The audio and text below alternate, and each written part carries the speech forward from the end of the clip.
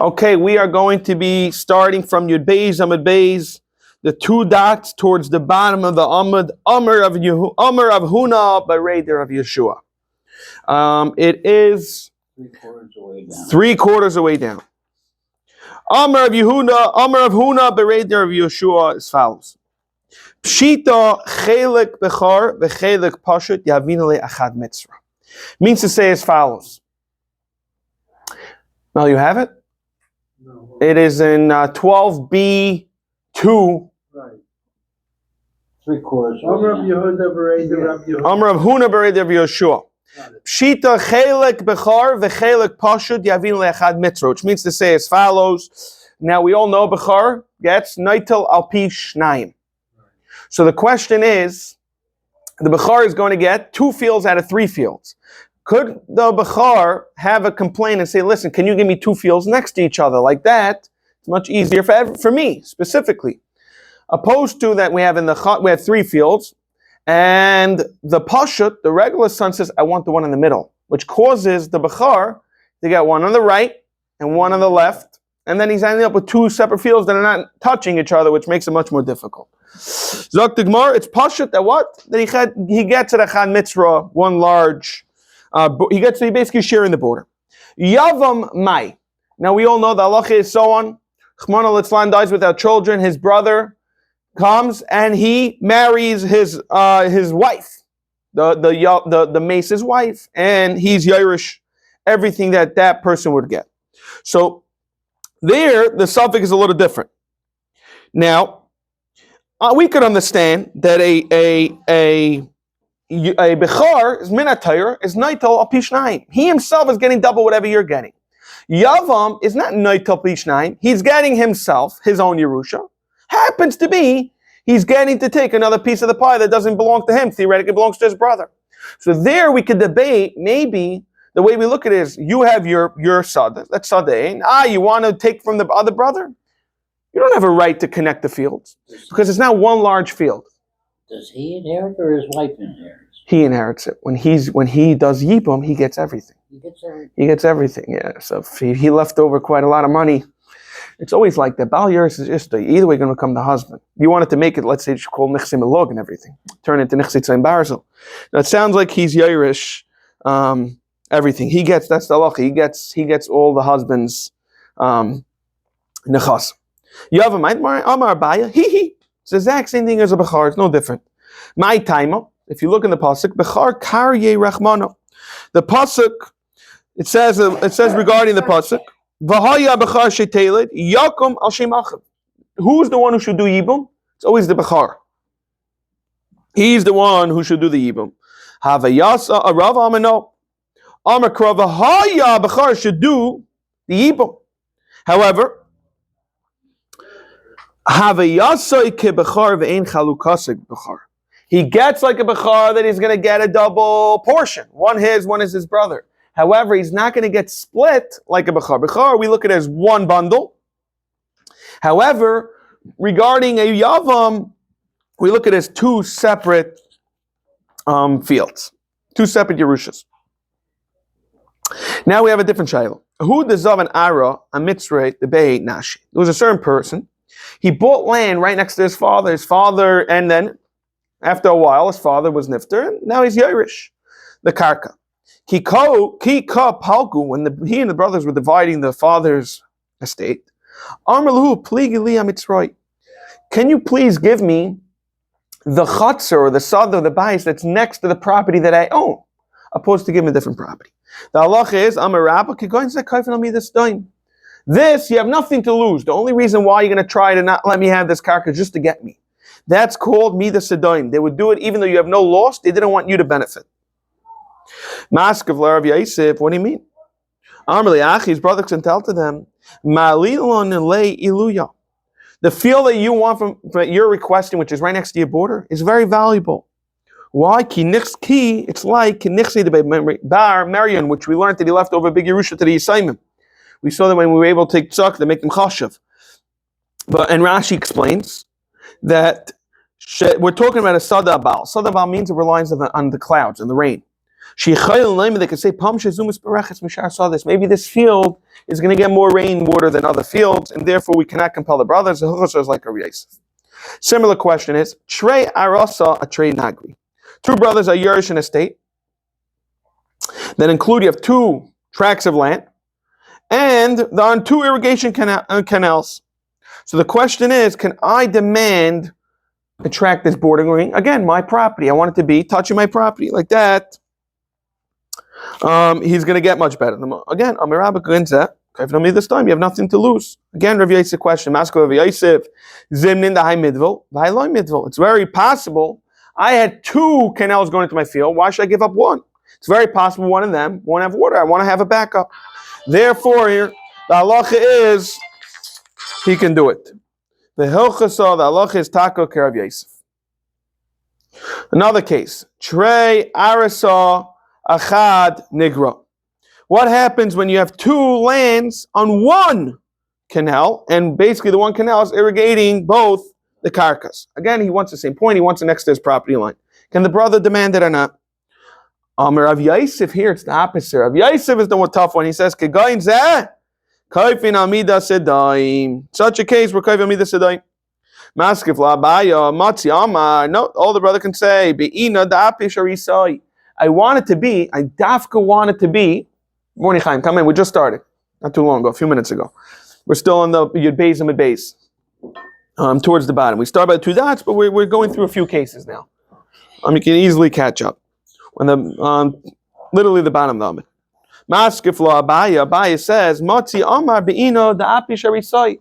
I want it to be dafka that the brothers gets two separate fields, not close to each other, because what's going to happen is he's going to have to hire more employees, more sharecroppers, and it's going to help. It's going to be beneficial for me. Therefore, I want it to be that it should be separate. The hilchos of the halacha is like Rav Yosef that what a pusha salav milsi. That's not a valid complaint that you want a side effect, something to happen that he's going to get different arisas. Now on top of the amud yid gimel amud aleph. What is the halacha? Chad gisa nagra. One more page. Chad gisa nagra, v'chad gisa nahara, palgan la bekarna dizol. So if you look at the diagram 1. You could look at all diagrams. Very crucial. On the east side, if on top is the north, is the canal. On the east side of the properties is a long river. Now the best property is the river. The strongest water, the field's the best, everything's the best. Now, it's a better source of water, right? You have the best source of water. Now, what do you do if you look at the field? How can we split this field that it's equal to both brothers, right? Let's go through. The halacha is what we do is we call it karna dezal. I call it a pizza pie. If you look, it looks like a pie pizza. It's split up into like slices. The reason why we do that, even though it's not the most convenient, it ends up coming out that they all get something of everything. Because if you look at diagram 2, imagine if you split it vertical, one person gets the whole entire river, piece of the canal, and the other person only gets a little piece of the canal. He's not getting any of the river. And diagram 3, again, one gets the whole canal and a piece of the river. So the only way to split it up, that everyone's going to be getting their fair share, is doing it like a pizza pie. When you slice it up into so many pieces that everyone gets their fair share. Even though I guess it's not, the most pleasant. It makes it much more complicated. Okay, but that's the only way. What do you plant there? No, we're talking about where we learned already in the Mishnah. We're talking about a massive, massive field that each one has according to the Shitas, whether it was, we learned 3,700 amas, 1,800 amas, whatever it was, there's more than enough apparently. You have to say that. Again, you're right, it's a very good point. Okay. We do not divide, again, we said this in the Mishnah, unless they each have their proper share. The Gemara is going to discuss a case. Now, there is not enough for both of us to enjoy the benefits of the property. The question is, could I tell you, either you pay me, very fair deal, whatever, let's go find out the fair market value of the house. One of us should get it. It doesn't make sense that we're both living in this house. Either you do it, or I do it. I'll leave it up to you, that decision. I don't even have a problem with that. It's called good or good. Either I'll pay you the fair value, or you pay me. Like that, we're all happy. because it was getting to the point where it was much, it wasn't a get to live. Okay. So what is the halach? Rav Yehuda Amar is dina de good hayagud. There's such a law like that you could basically demand them. Say, listen, either you set a price or I will set a price for yours. I'll buy it off you. Okay. And Taisus brings out a bunch of shitas with this good hayagud. How's it work? Is it that I say, you know what? I'm going to buy it for $100, and if you don't like that price, you can buy it for me if you think it's too cheap. So the question is, is there power of me playing around with the price by saying, you want the thing for $100? I'll pay you either $100 or you buy it off me. That's the question is, do you go fair market or not? The Rishonim discussed that. Okay. Rav Nachman Amar, no, less dina de good hayagud. There's no such a concept that you could force me into buying something. I'm happy the way it's going. I got it. It's not pleasant for you, the partnership. Tough luck. I'm not spending money. I don't want you to buy it. There's no such concept. So again, we're going to go through the shitas of good hayagud. Let's remember this very clear. Rav Yehuda holds this concept. Does everyone know what good hayagud means? Because I'm going to be using that phrase a lot. Good hayagud means I come over here and say, either you pay for the property or I'll pay for it. I want to dissolve the partnership. Less dina good hayagud means no. I'm happy the way it is. I'm staying the way where we are. We're not moving on. Okay, so let's go through it. Amalei Rav Nachman, Lidi Dach Rav Nachman is the one who holds there's no such a thing. Amarta less dina de good hayagud. What is the halacha? Bechar u'av pashut sheniach le'en avian eved u'behemet tmeya. Now, if it's a behemoth tire, let's make it simple. You're a bechar, you get 2/3 of the schus in the animal. If it's a tar, we shecht it. I get 2/3 of the meat, you get 1/3 of the meat. It's a very, very easy split. What happens by the bechar and the behemoth, by behemoth tmeya, is that you can't shecht it, so you have to use it. It's very difficult to use an animal one day. Then I go over to you, use it 2 days, I go over to you. It's a very difficult partnership. That was the complaint. So what do we do? Kate's at Eisen. Now, we're talking about, Rashi says, we're talking about where there's a bechar and a pasha dafka, not two simple brothers. And the reason is that if it was two simple brothers, they both have equal portions. So you get Sunday, I get Monday. We both have equal ground. Over here, it's really unequal because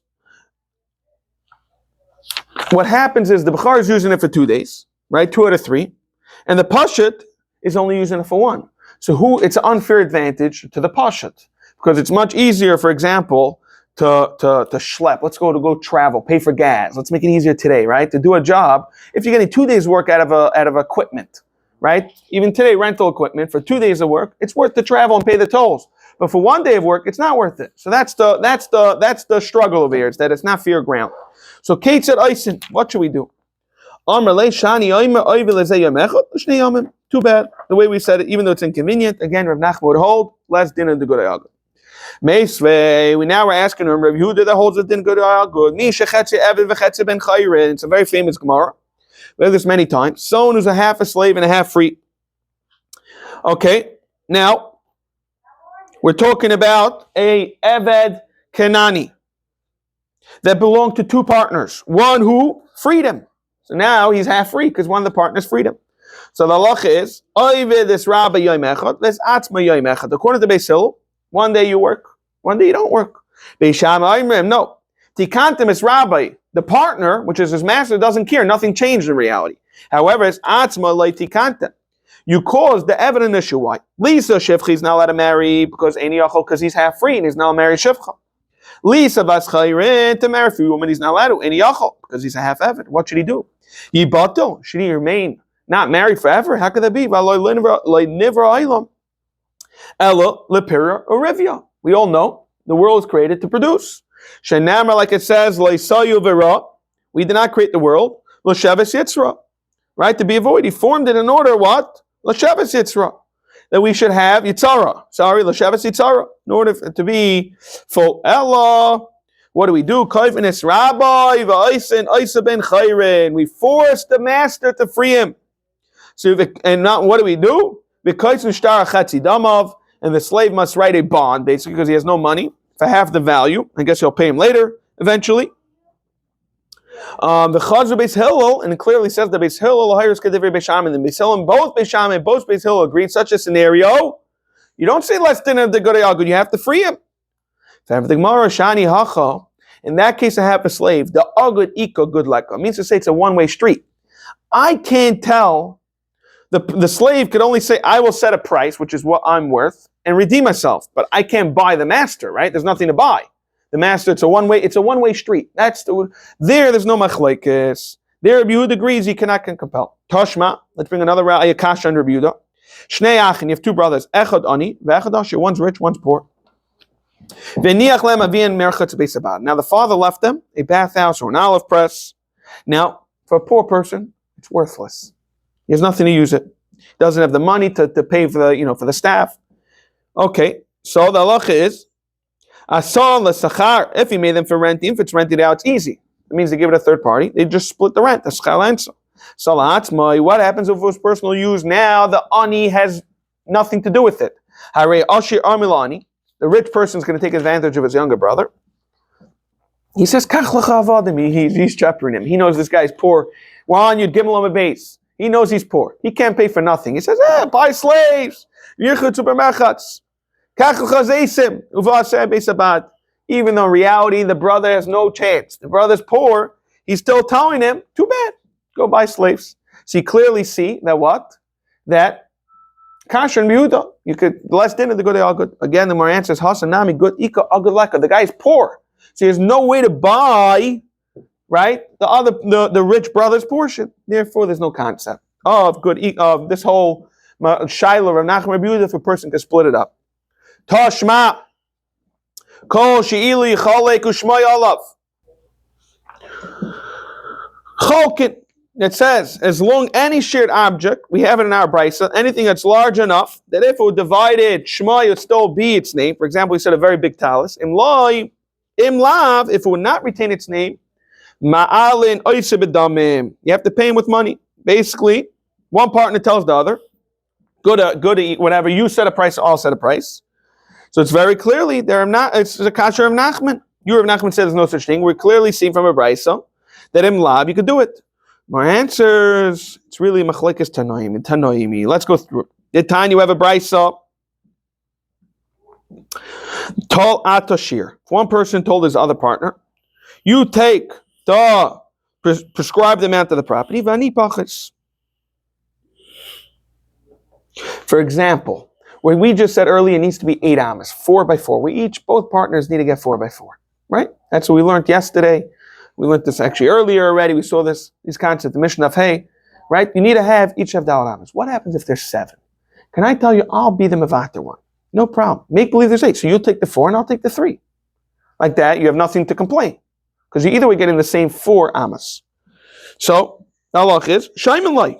Because you have no right. Because you're either way getting it. Reb Shimon Gamliel Leimer ain't shayman lay. So what if Shan Reb Shimon Gamliel? Hey, chidami. Ilay mekadiktani, like this scenario. My time with Reb Shimon Gamliel. You're not making any sense. Avada, you're getting your same dollar amas. This is what the Bryce is meaning saying. The Bryce is saying as follows. One partner says, according to the Kama, one partner says to the other, again, it's fair. The good, I good, or in a scenario where he says, I will set a price, you set the price. Also Shaiman light. Then ain't Shaiman light. So it's very clear, Machlekes, Rabbi Yehuda and Nachman is the same Machlekes, Tanakama, and Rav Shimon Gamliel, if we do Shaiman light. This is the exact same machlekes. Do we say good ika, good, good? It says la'olam kidiktani. And you can ask me what Rav Shimon Gamliel. The person's right. He's saying I'm giving you the aramas. My time Rav Shimon Gamliel.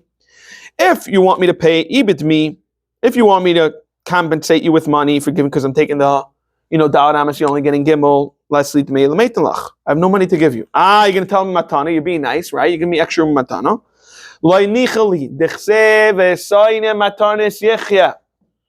A person who hates gifts will live. Therefore, he has a right to say, I'm not interested in your favors. I don't want the Dalit Amas, and I don't have money to pay you.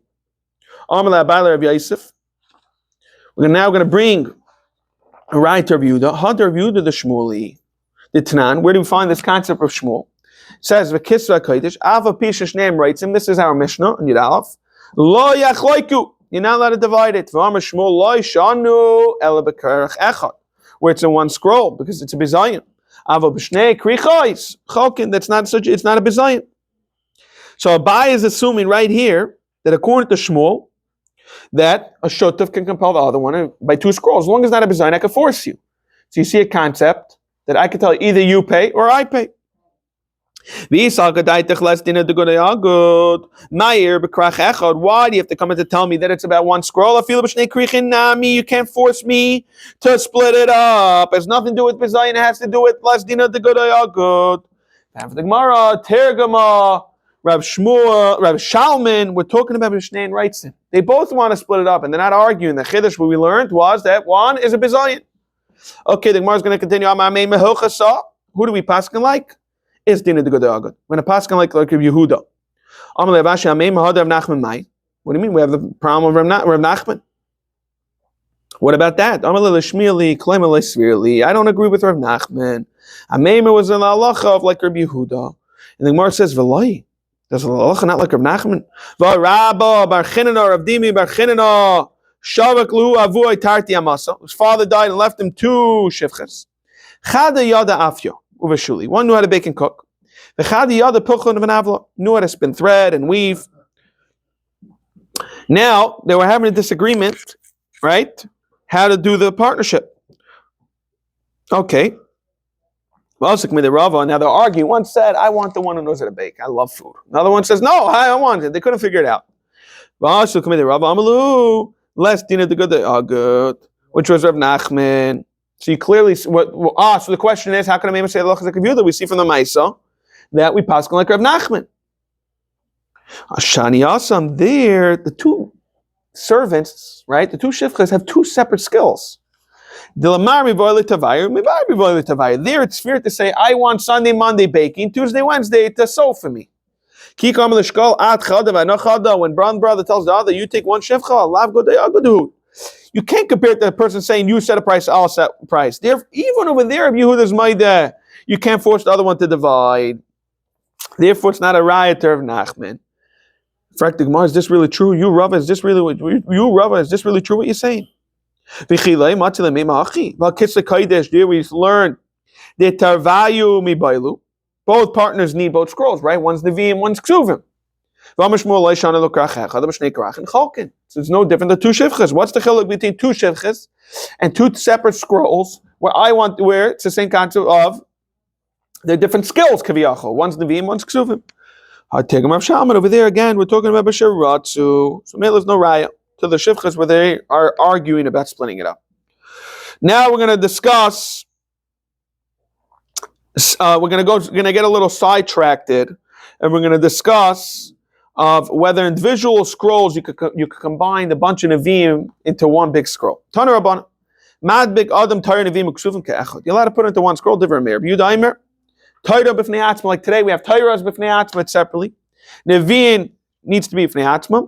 Uksuvim b'fnei atzma. As long as they're separate together, it's fine. What is Nevi'im? Just let's go through it very quickly. Nevi'im has 8 books. Yeshua, Shoftim, Shmuel, Melachim, Yirmiyahu, Yechezkel, Yeshaya, and Treasar. Ksuvim has 11. We all know it's the Tehillim, Mishlei, Iyov, Shirshim, Rus, Eicha, Kehelis, Esther, Daniel, Ezra, Nehemiah. Right? There's a whole story why we have a thing with Ezra and Nehemiah. When we read it, it says Nehemiah and not Ezra. He got punished in Divrei Hayamim.